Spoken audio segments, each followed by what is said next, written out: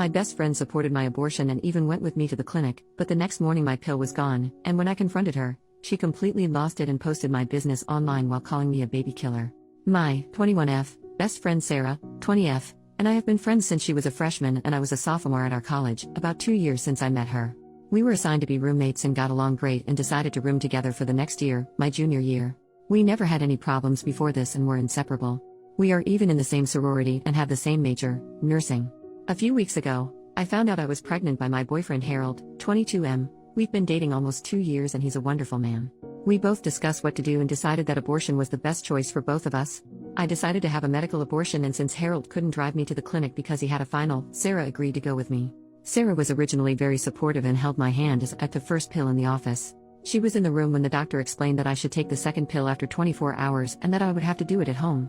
Harold came over after his final and kept me company and spent the night. After a night of cramping and bleeding, I woke up yesterday morning to find that the second pill was missing from its pack. I put the pill on my nightstand so that I wouldn't lose it. The pack was still there, but the pill was missing. Sarah is the only one with access to my room. We have separate rooms but share everything else. I asked Harold if he had messed with the pill, and he said no. Why would he, if he doesn't want this child any more than I do?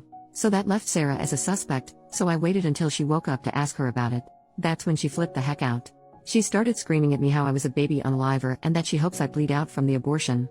Then she told me that she had a dream that my child would grow up to cure Ebola. I could not make this up, and that she threw away my pill to protect my child, as well as the extra birth control packs I had gotten from the school nurse to last over the summer.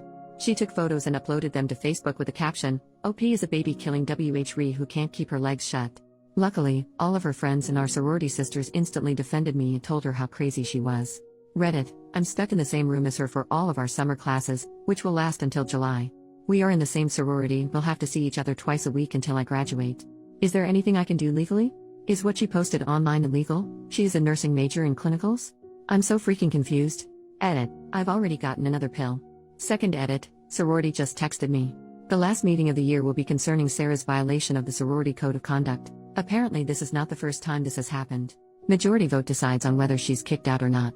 Update, 2 days later, I will try to make this as clear as possible, even though I'm typing it during a work break. Immediately after I posted on Reddit, a lot of you had the same advice to report her to the nursing board, residence life, the nursing department at our college, to the police, to the sorority, and to her parents. I decided to report her to all of the above while hiding at the sorority house. Early yesterday morning was when Sarah made her Facebook post about me, and it took only until after lunch for my sorority sisters to start texting me like crazy. This was not the first time that Sarah had shamed another sorority sister for having an abortion, and that particular woman, we will call her Emily, was one of the highest ranking members.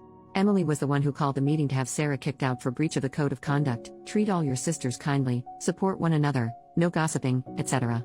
Meanwhile, Residence Life was busy trying to contact Sarah's parents after I showed them her Facebook rants. After the sorority contacted Sarah, she flipped out yet again on Facebook and started to rant about how she wanted to die. The RA on duty, also one of my good friends, had decided to go speak to her to see if they could help.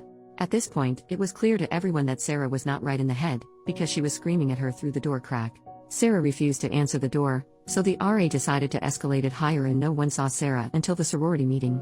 At the meeting, everything seemed to be okay. Sarah was the last person to arrive and she just took her seat and acted normal. It was eerie to see her gush over everyone only hours after she pulled her stunt. Only about half of the sorority was present, but the president decided to proceed regardless. It only took 2 minutes for us to vote unanimously to kick her out. Emily sat next to me the whole time. To put it mildly, Sarah did not take this well. She turned bright red, spit on the ground in front of Emily and me, and ran out of the room screaming. We called campus police on her as she left. After the meeting, Sarah returned to our dorm room.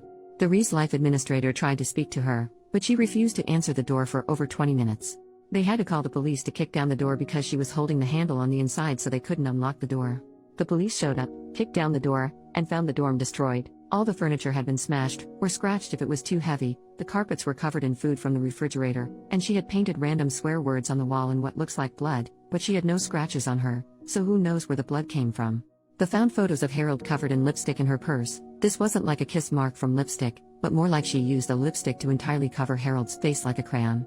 She resisted the police trying to peacefully convince her to accompany them to the hospital. Sarah was taken to the hospital and charged. I'm not sure what the exact charges were, but I am aware that it includes unlawful possession of prescription medication because they found my pills in her purse and they had my name on the labels. She is still in a hospital today undergoing a psych evaluation. The hospital, Sarah and I were both interns working for the hospital that operates the pregnancy clinic. I reported her to HR for theft, harassment, and privacy violations along with giving them screenshots from Facebook. As of this morning, Sarah did not turn up for work, so she was terminated for no call, no show. HR had me in their office for an hour this morning asking if I would like to press for a HIPAA investigation. It turns out that some of her Facebook rants had information that could only be obtained through patient records. I have no idea what information it was since it was the HR lady who found it. I said yes, because there's no way it would hurt for Sarah to be investigated.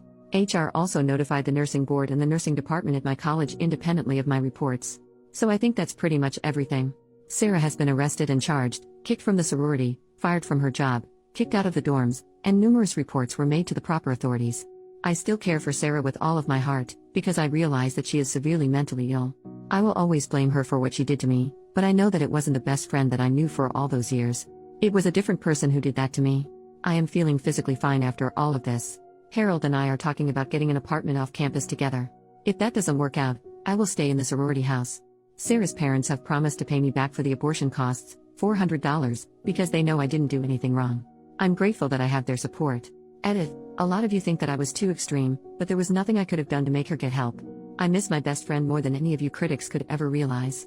Don't judge me for doing what was best for everyone involved, including myself. Her right to sympathy ended when she deliberately chose to steal from me, slander my name, destroy my laptop and possessions, and when she refused help from everyone who tried to help.